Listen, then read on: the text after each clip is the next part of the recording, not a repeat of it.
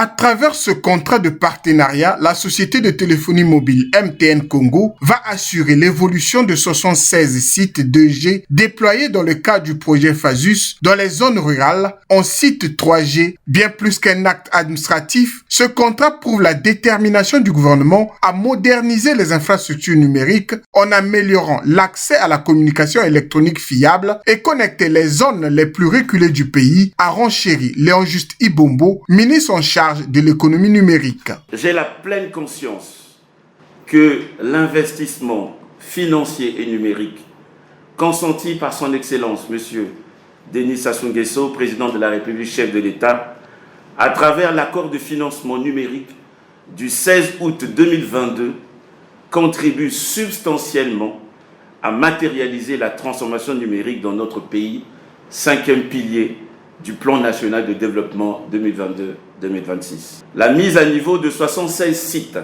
c'est-à-dire 76 localités, Phasus, représente non seulement un saut technologique, mais aussi une réponse concrète aux besoins croissants des populations, des administrations et des entreprises. Si la 2G a permis la communication sans fil, la 3G entend apporter la connexion Internet haut débit dans les dites zones, souligne le directeur général de MTN Congo.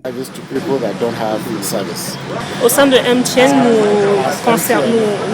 pensons que tout le monde a le droit et mérite une connectivité et nous remercions le ministre des Télécoms pour cela. Nous entendons continuer après ces 76 sites dont nous avons parlé avec le support du ministre des Télécoms et notre but c'est effectivement que chaque Congolais soit connecté. Un défi pour le PATEN, projet d'accélération de la transformation numérique, dont l'objectif est de réduire la facture numérique et couvrir toutes les localités du Congo. Quand on parle de l'économie numérique, nous ne voyons pas que les zones urbaines.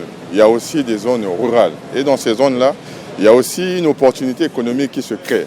Ici est de rappeler que la mise en œuvre effective de ce contrat entre PATEN et MTN s'inscrit dans le cadre de la réalisation des objectifs du PN de 2022-2026 qui met l'accent sur le développement et l'amélioration de l'infrastructure numérique ainsi que l'initiative économie numérique pour l'Afrique de la Banque mondiale qui soutient la mise en œuvre de la stratégie de la transformation numérique de l'Union africaine pour l'Afrique 2020-2030.